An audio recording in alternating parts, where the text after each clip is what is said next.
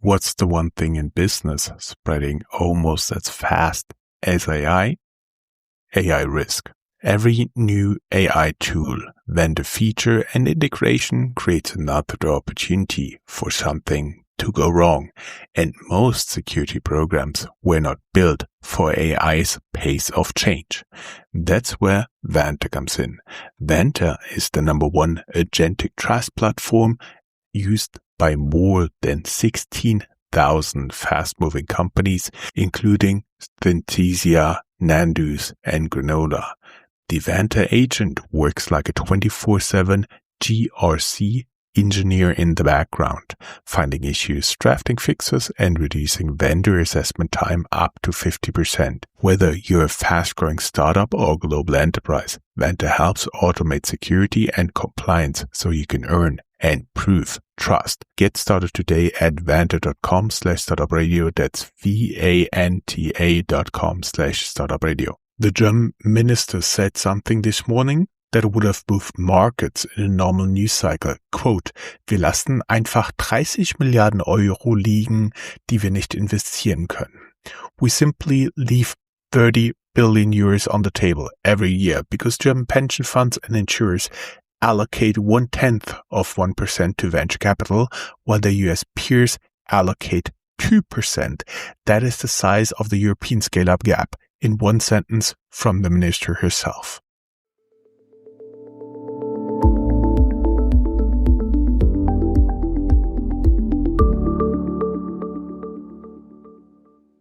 Hello and welcome everybody. This is Joe Menninger recording from Frankfurt am Main, Germany.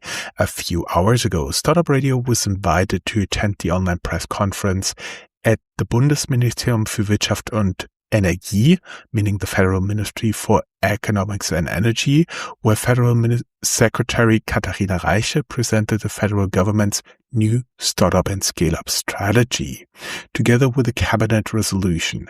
I want to walk you through what she said and what the, I hope you sit down, 234-page strategy document contains, and as always on the show, what it actually means for founders, investors, corporates, policymakers, and the European scale-up gap we so frequently talk about. Today's argument in one line. Germany is no longer asking only how to create more startups. It is asking how to finance, procure from, scale, and retain strategically important technology companies. For years, the German startup debate concentrated on formation. How do universities produce more spin-offs? How do founders access seed capital? How does incorporation become faster? How does Germany create more entrepreneurial ambition? Those questions still matter, but the new strategy marks a more consequential shift. Germany is moving from startup promotion towards scale-up sovereignty.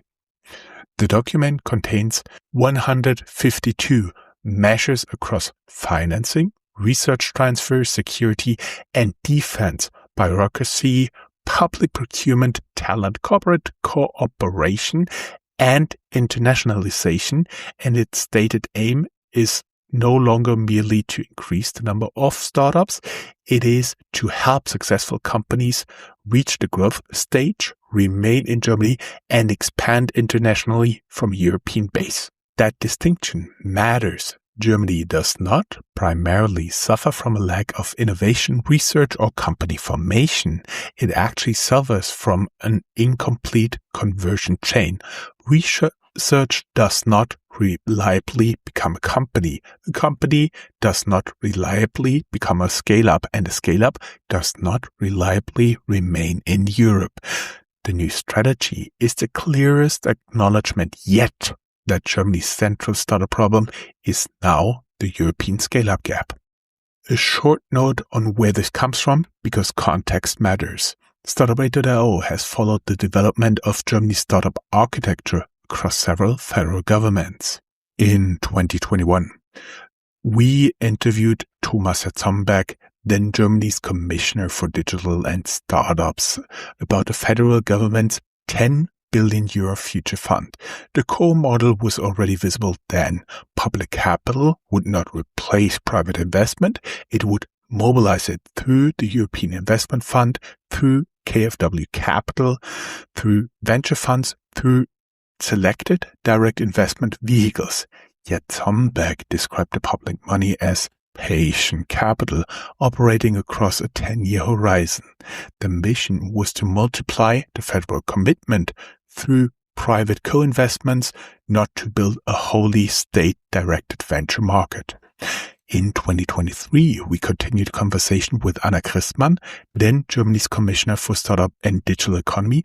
I may add, Anna Christmann was from the Scholz government and Thomas Thunberg from the Merkel government.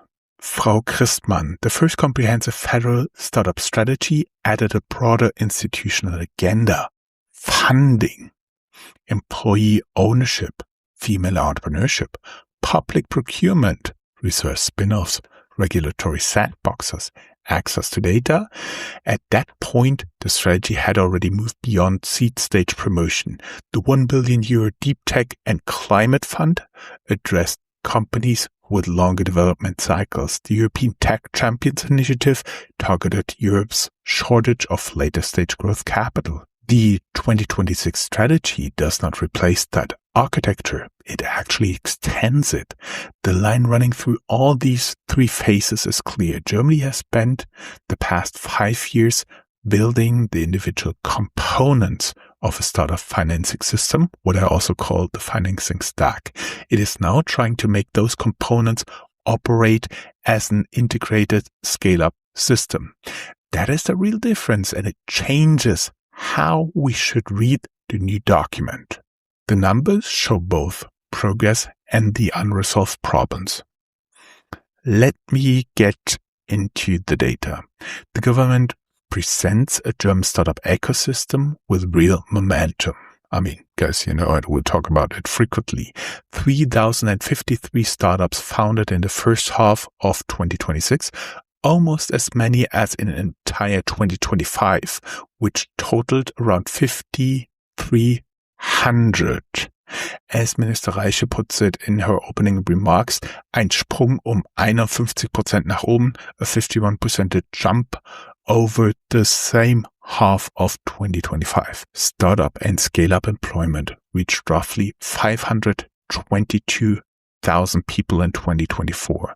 German startups attracted 7.2 billion euros in venture capital in 2025, and Germany now counts 36 unicorns, up from 32 the year before. Reiche also highlighted the pool of capital that already exists in Germany. Kapitalsammelstellen in German, like pension funds, insurers, foundations. They manage 2.8 trillion, yes with a T, euros in assets. Private wealth totals roughly 10 trillion. Talent is not the constraint. Capital is not the constraint. So what is it? Her own answer in one line: Venture-Kapital-Investitionen in Deutschland liegen bei 0,5% des Bruttoinlandsprodukts. In den USA sind es fast 2%, which means VC investments in Germany sit at 0.15% of GDP. So let's say a half percentage point. In the US, it's closer to 2%, meaning fourfold. The strategy itself acknowledges that large financing rounds are still frequently led by international investors. The IPOs remain rare. That 92% of German startup exits take place through company sales, not stock market listings. Reiche framed the growth stage problem directly. In größeren Finanzierungsrunden verliert dann Europa Anteil und Unternehmen wandern für große Finanzierungen in die Vereinigten Staaten nach Amerika. That's what we actually say in the startup scale-up gap. In larger financing rounds, Europe loses shares and companies migrate to the US for capital. This is why a startup strategy based only on creating more companies would be insufficient. A country does not secure technology sovereignty by continuing incorporations. It actually secures technological sovereignty by retaining their ownership capabilities, IP, production, and decision-making as those companies scale. So the venture market has to be assessed across the entire capital cycle: fundraising, entry valuations, deal flow, follow-on financing, exits, taxation, availability of institutional capital. That is why we at Startup Radio have consistently treated KfW's research, venture capital and private equity indicators as essential market infrastructure, not just as another quarterly report. The KfW barometer draws on roughly 450 investors and tracks business conditions, expectations, fundraising, investment activity, valuations, and exit opportunities.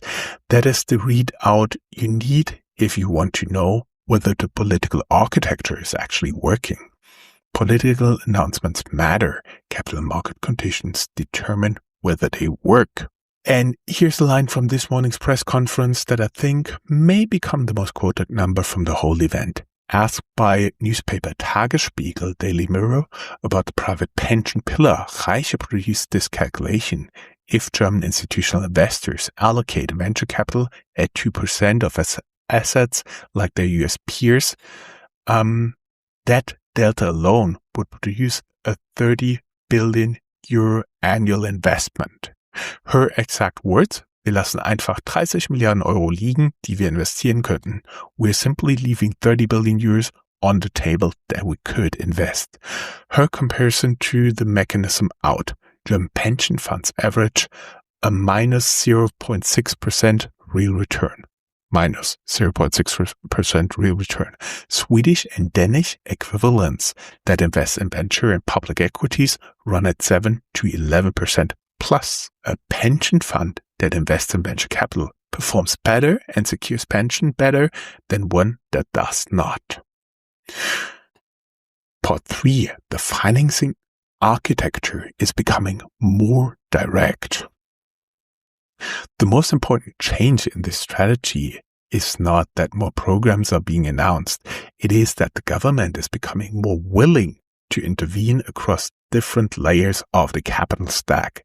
Here is what the strategy commits to: extending the future fund beyond 2030, creating Scale-Up Direct through KfW, a direct investment vehicle, investing up to 300 million euros in funds that finance first-of-a-kind industrial projects, launching HTGF5, the fifth generation of high-tech Gründerfonds, in 2027, creating Wachstumsfonds number 2, expanding the European Tech Champions Initiative, mobilizing more than 25 billion euros in private commitments through the WIN initiative, we talked about this frequently, improving secondary markets and exit conditions, and expanding financing for strategic fields including DeepTech, AI, biotechnology, and DefenceTech.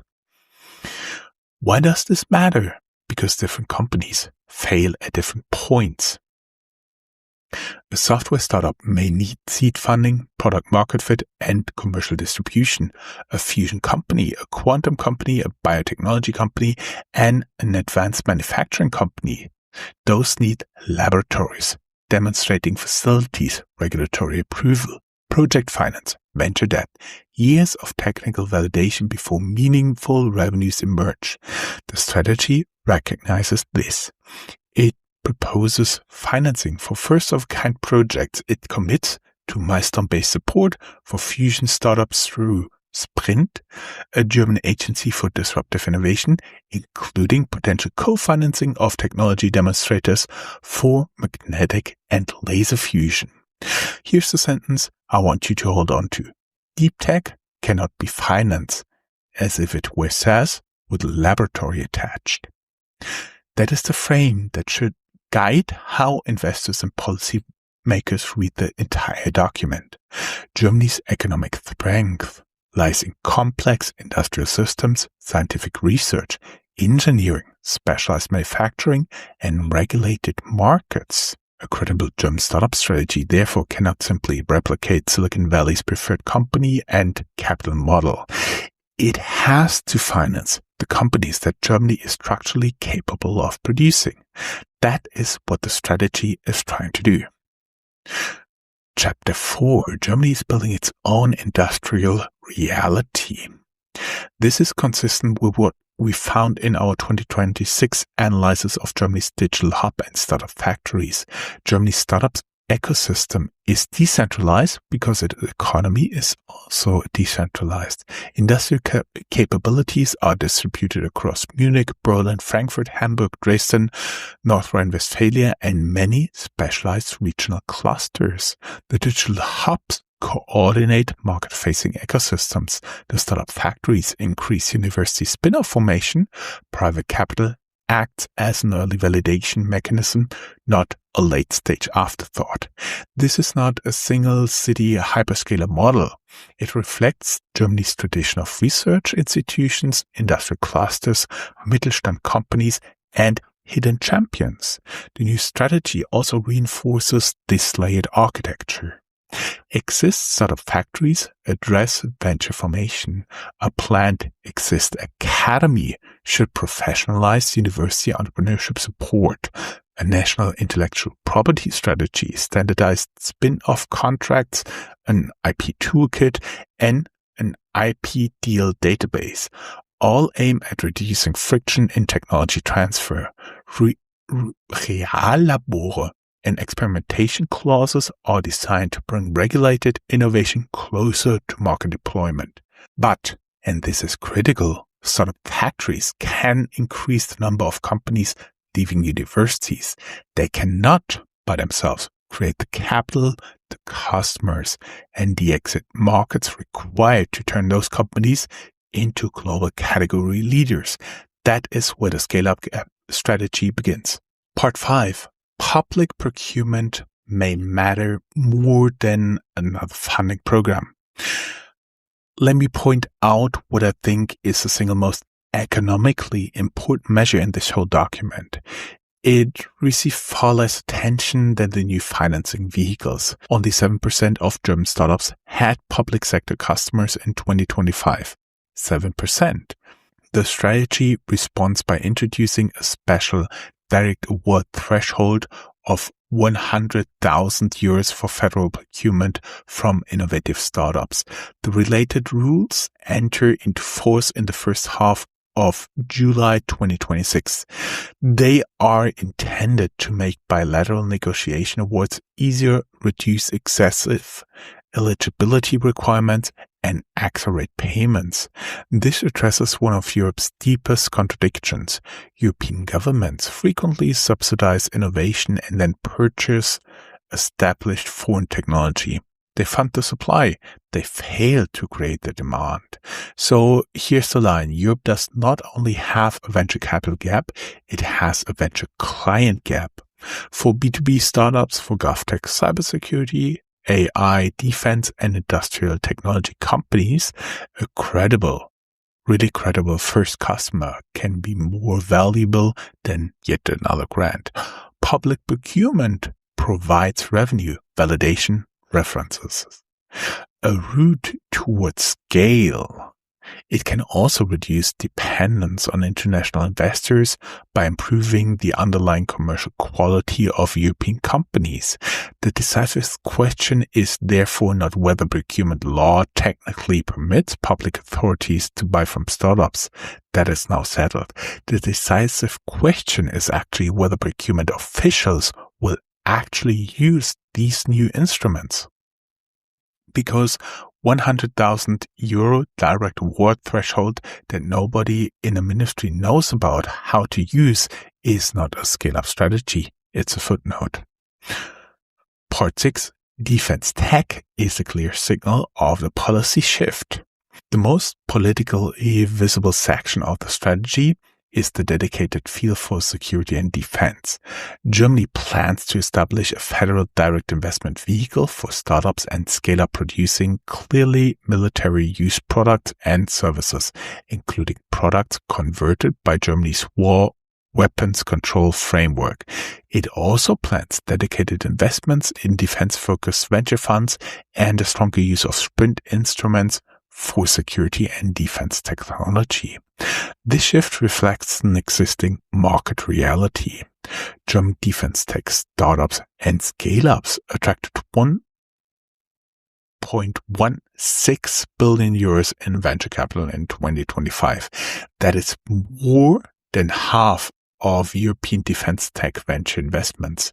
Defense represents approximately 17% of the German venture market, compared with about 4% globally, and almost 1/4 of German startups reportedly develop some form of dual-use products. 17% versus 4% globally. That number should stop you. This is why Helsing matters more than as an isolated unicorn story. Helsing represents the convergence of AI, defense procurement, strategic autonomy, software-defined military systems, and the European growth capital. It is precisely the kind of company a new strategy is designed to support, retain, and reproduce. This policy shift is broader than the often used headline that Germany will now fund weapon startups. The real shift is that Germany has begun treating selected startups as strategic infrastructure. This also explains the government's focus on faster Bundeswehr, Army, procurement, on SWI Connect and the Defense Alliance in Munich, on NATO Diana and the NATO Innovation Fund, on the Bundeswehr own innovation structures, and on more predictable export control processes. Defense tech is not separate from new startup strategy. It is the sharpest expression of it. Part 7. Startup Germany and the friction between layers. The government also plans to expand Startup Germany into a national umbrella brand and network connecting federal, state, and regional programs. The stated objectives include improving transparency, helping startups identifying support programs and international partners, strengthening the cooperation with established companies, and marketing Germany more effectively to investors, founders, and talent. Branding alone will not solve the scale-up gap, but coherent positioning matters in an ecosystem that international investors often find fragmented and difficult to navigate. Fortunately, there's Startup Radio, of course. An international investor may understand Berlin software or Munich mobility or Frankfurt fintech, but they may not automatically see how German research institution, federal programs, state-level agency, the partners from Mittelstand, digital hubs, and startup factories all fit together. Startup Germany can be useful when it makes that system legible. But let me be clear, Germany does not need another slogan for entrepreneurship. It needs a navigable market architecture. Because the deeper problem, and this is the thesis of this whole episode, is this.